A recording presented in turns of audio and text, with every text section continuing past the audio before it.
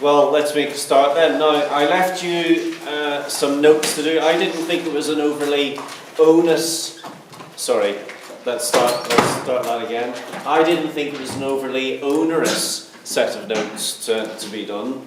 So in a double period, that's an hour and a half. You should be able to get the majority of those covered off. Now, if you haven't done, we'll have to make arrangements that you can get that sorted out. Before we get started today, so we're going to have a look today a little bit more. Really, the whole point of today is to consider ultimately the pros and cons of privatization versus nationalisation. That's really what we want to have a look at today. But before we do that, have you got your copy of The Economist with you? Anybody? If you had it, let's just get that out very quickly. I just want to point out 3 articles to you, which I think you might find very, very useful, particularly for evaluation of essays.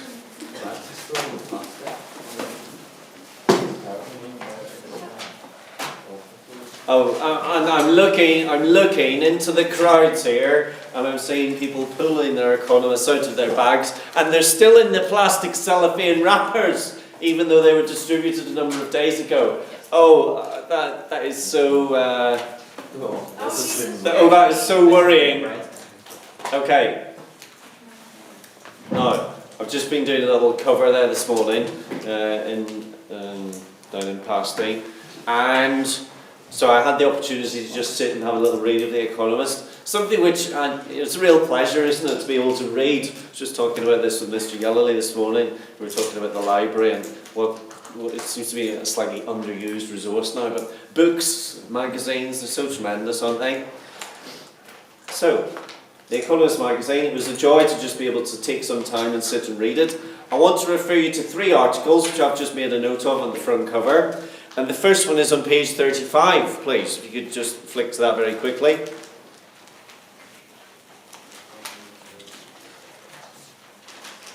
Now, you will know, I'm sure, 2 very important numbers were published in the UK this week. 2 very important numbers. And sort of a sea of vacant faces there in front of me, so I'll just tell you. So the 2 very important numbers that were published this week were, number 1, unemployment data. And Aaron knows that one. And then the number 2 was wage growth. Now, as you well know, unemployment numbers in the UK, this article relates to the USA, so we'll talk about that in a moment, but unemployment numbers in the UK at their lowest for about 40 years, since 1975. What a fine year 1975 was. So, not coming down towards the 4% mark.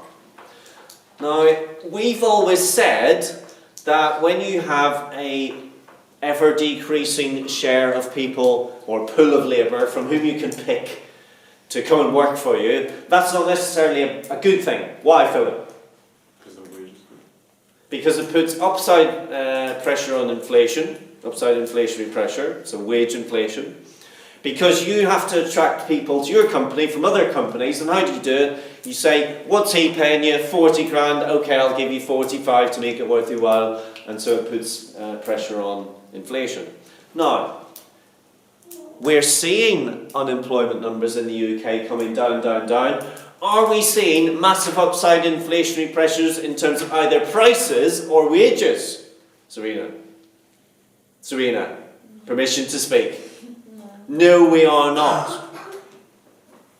So that is rather, Rebecca, contrary to theory, isn't it? Yes.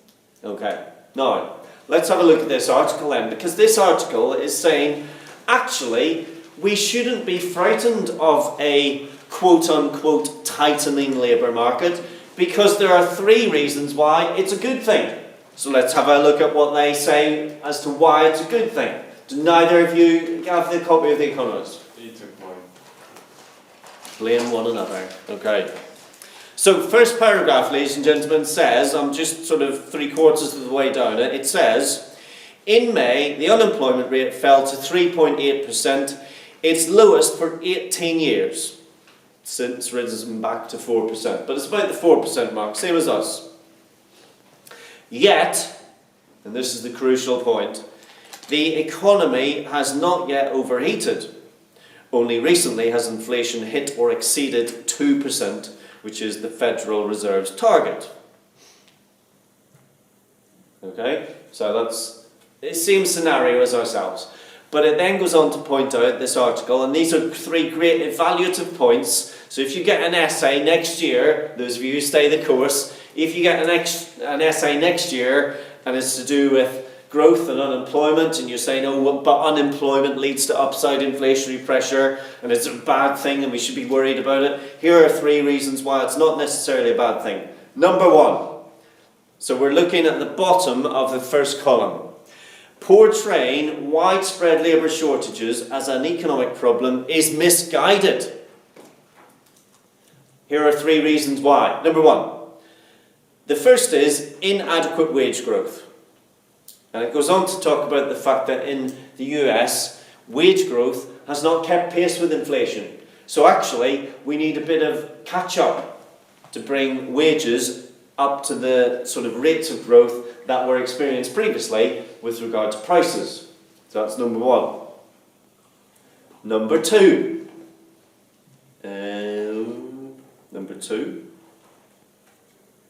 The second, so I'm on third column, second paragraph. The second benefit of economy-wide labour shortages is that they may precipitate faster productivity growth, which has been disappointing in America and other rich countries, not least of which our own. Now, Nathan, why would labour shortages precipitate or lead to productivity gains? Because if there's labour shortages, then they would have to, one person would have to do more than... Okay, so to produce a given amount of output, you might have to say, right, well, you'll have to work a bit harder, but how could you encourage them and incentivise them to work a bit harder? The efficiency wage theory. Efficiency wage theory, right? So in other words, pay them a bit more. Yeah. So you can pay them a bit more and offset that increased cost by making them more productive. And so in effect, it might not actually cost you that much more. And then the final point, the last paragraph there, a labour shortage is also likely to reduce inequality. As wages stagnated, corporate profits touched record highs, a feeling that the economy is tilted towards capital away from labour, rising wages, reduced profits, labour's share could yet rebound. So anyway, it could lead to, if everybody in the workforce gains in wages, that will reduce wage inequality, especially if it comes at the bottom more than at the top. Okay, so three great evaluative points there, ladies and gentlemen, should you get an essay on that next year. Okay, next one, next article, page 40. The country which I enjoyed talking about to your predecessors, the Jordan Guthries, the Sophie Phillips of this world when they were in their GCSE years. Venezuela! Venezuela! Radica. Now, I just want to say something very brief about this. This article, just on Venezuela, it's all about inflation. It's all about the fact that inflation is running at 46,000%. Third paragraph. Second paragraph. 46,000%. You can't even imagine that, can you, Philip? No. It's remarkable. So, money becoming worthless. And why has it arisen? It's arisen because, second paragraph again, the excessive printing of money by the government to try to cover off its debts. So, great example of, current example of, what sort of inflation would you call that, Roshan? Not particularly sure. Not particularly sure. Get your thinking cap on. Robert? Hyperinflation. Correct, hyper. I thought that you were looking for a specific type that was caused by the government. Okay, next particular article, page 53. Now, I haven't had a chance to read all of this article because it is quite long. However, it's a sort of a follow-on from one of the leader articles at the beginning of this particular issue, and it's all to do with the welfare state, and it's a lot of it's to do actually with what Dorian Hughes was talking to us about at BlackRock, wealth management company. And of course, what was he talking about? He was talking about the 100-year life, or the fact that we're all going to live longer. And he was talking about, obviously, from your own point of view, savings, pensions, and so on and so forth. But that, of course, puts added pressure onto the welfare state. The education system, the healthcare system in particular. And so it's talking about what's going to happen to the welfare state, founded in 1948 by William Beveridge. To remove a great quote there, actually, if you wanted to sort of highlight that on page 53, second paragraph. Beveridge published his account of the 5 giants: disease, idleness, ignorance, squalor, and want. And of course, the welfare state was his attempt to try and overcome and get around these problems and to eliminate them. But you sort of got, in eliminating those things, you're then creating other problems, especially as we all live longer. And look at that chart on page 55. Entering a grey area. Fortunately, that hasn't come to me yet, the old grey area. But what are you looking so surprised? So surprised for? Actually, I'm going to get over the holidays. I'm thinking, maybe a Philip Schofield sort of look might suit me quite well. Don't know what to reckon. Sorry. You think it looked good? Thank you, Daniel. Thank you. Now, I was reading an article yesterday. Can't remember where it was, but it was saying that in Japan, which you'll know, what you call Linda Grattan and Andrew Scott, who wrote the book about the 100-year life. Well, Linda Grattan spends most of her time in Japan at the moment because their dependency ratio, i.e. the number of people working to support the number of people who are retired, is almost going to approach very soon 1-to-1. So they'll have, for every one person who's retired, they'll have one person working. That's an enormous burden on the working population. And it arises because we're all living longer, because of better healthcare treatments and so on and so forth. So it's a great article that on the welfare state. I haven't had a chance to read it in its entirety, but I'm sure there's some tip-top things in there. Okay, so that's it, ladies and gentlemen. For those of you who are interested, it's that one. This, I think, is the last of the 39-week subscription that we signed up to at the beginning of the year. What an absolute bargain. The Economist for Schools, www.economist.com/schools, and then obviously the next year will be 2018. I recommend it to you all. Don't keep it in your bag in the plastic cellophane wrapper. Don't take them home and just form a bonfire out of it for, 12th of July celebrations, for example. My friends back home in Northern Ireland. Yes, okay. Now let's get back to business. So it would be nice if we could finish today. There's people crawling around on the floor here, ladies and gentlemen. It would be nice if we could finish today and tomorrow, getting all of the market structure stuff finished. That would be really good. So I wanted to come back a little bit to talk once again about natural monopoly, and then to tackle these 2 articles, which are from one of my favourite publications, the Sunday Times. John Collingridge has written. John Collingridge, thank you, has written both of these articles.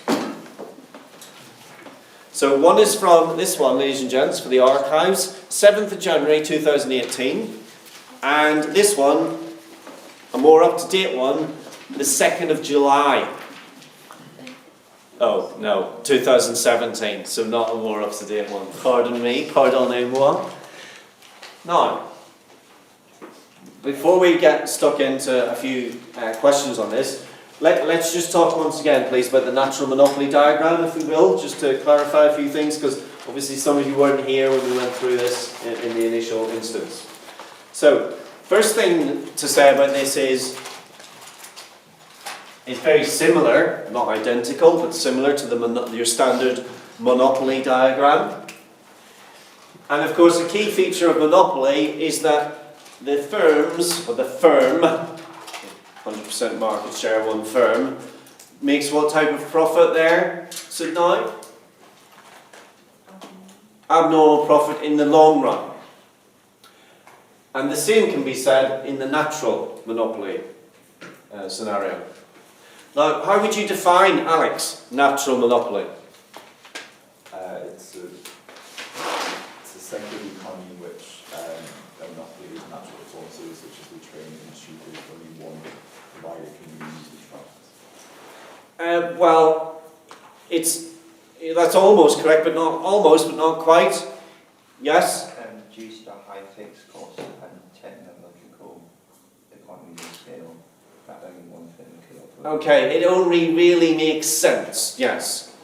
When there are such substantial sunk costs, it only really makes sense for one firm to do that enormous investment to start off with, and then to engage in whatever activity that market is in.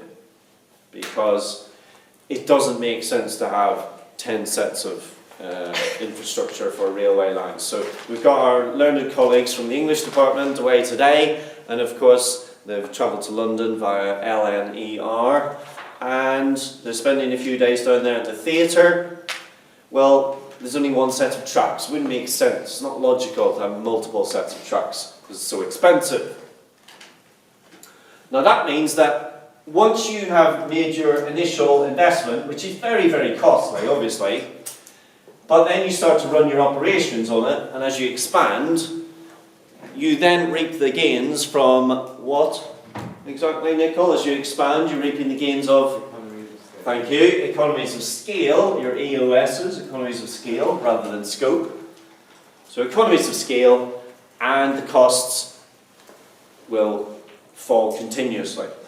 Hence your ATC and your MC are falling continuously. Very important when you draw in the natural monopoly diagram that you don't we've got a few agitators in the crowd, that you don't see your ATC curve starting to come up. Okay. Now, Roshan, you weren't here obviously when we covered off natural monopoly, so how do we then go about interpreting this particular diagram? Well, Would you like to start us off? You'd start as you would a monopoly diagram in saying that profit maximising a firm would produce where at an output where MC equals MR. Okay, so back to that old chestnut, profit maximising output rule, MC equals MR. I used to ask Ryan Cunningham that all the time. Ryan, what's the profit maximising output rule? Do you know Ryan Cunningham, Radhika? No. Do you not? Former man just left. Rower? No. Row. No? Okay. Okay. Okay, Roshan, so that's our output. QNM, Q for the natural monopoly, okay. You would continue your dash line vertically upwards until it met the AR curve. You certainly would. And then you would bring that line horizontally towards the y-axis, and that would be PNM. Correcto. Okay. And then you can put a dot on where your initial dash line met the ATC curve. Thank you. And draw that across, and you can call that CNM. Thank you. And if you label the two most recent points A and B, you could say the area from PNM to A, B, and then CNM is the abnormal profit. Right. Tip top, yes. That's a very good explanation. And what did you call that? Abnormal profit. Okay, so that's our abnormal profit. Okay.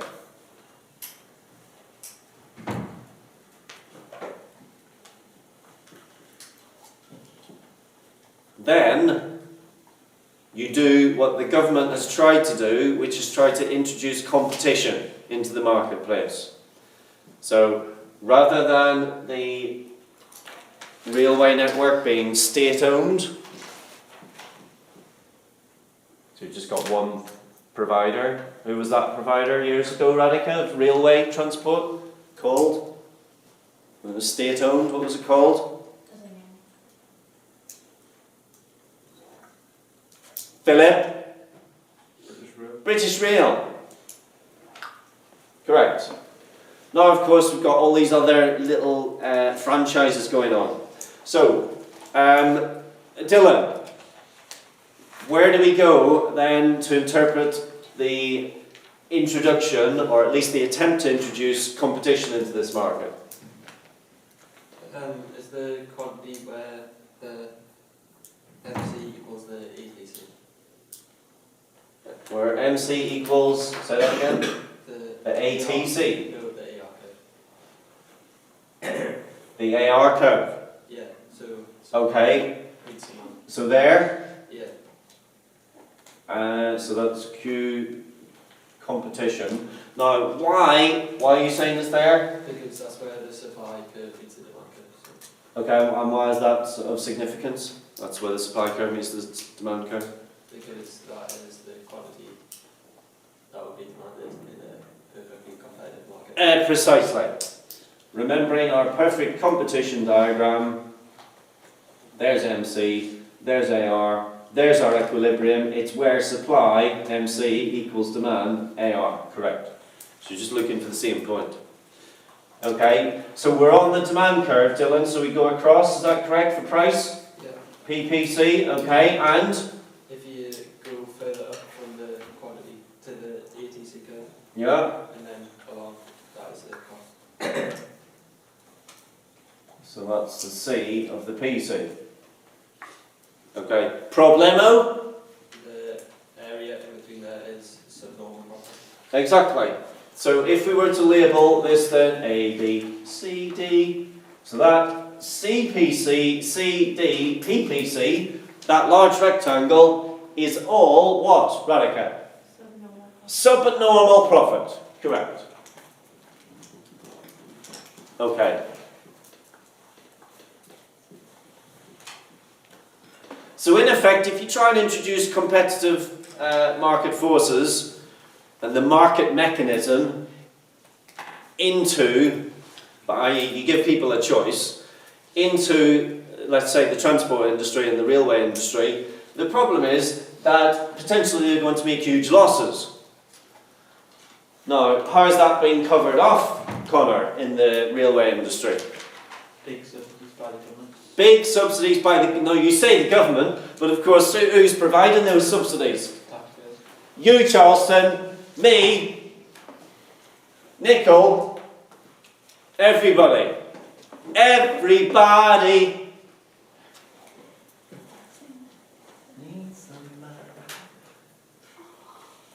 So, subnormal profit, i.e. loss, that is being covered off with taxpayer subsidies.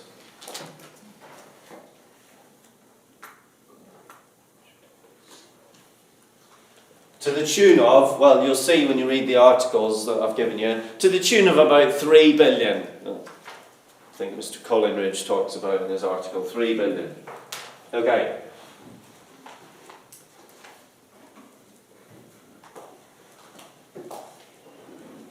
So that's the basic gist of natural monopoly.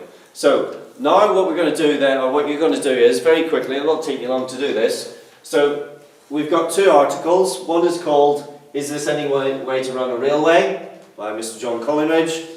And then the shorter one is this one, "Train Operators Promised Fresh Taxpayer Cash."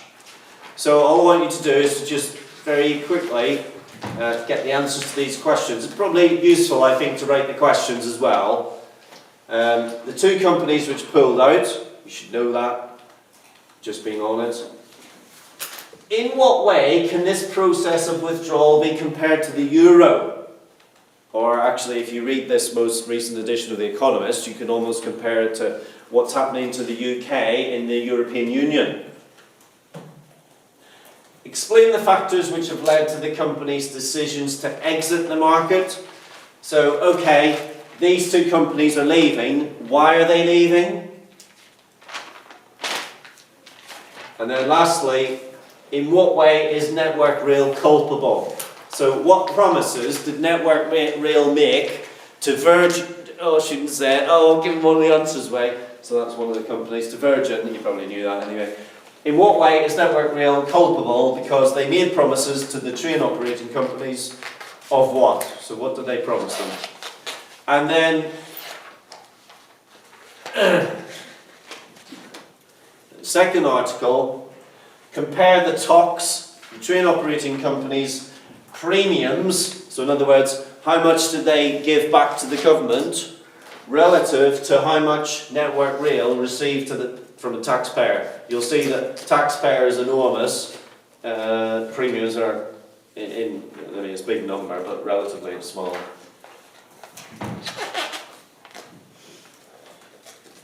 And then secondly, briefly consider the pros and cons of privatisation versus nationalisation. Now, Radhika, do you know the difference, please, between privatised and nationalised? No. Okay, Daniel, do you? Yes. Okay, would you like to tell us? Privatisation is not just where it goes from the public sector to the private sector, and then nationalisation is just the reverse as well. So if it's a nationalised industry, so say British Rail, that means it's owned by whom?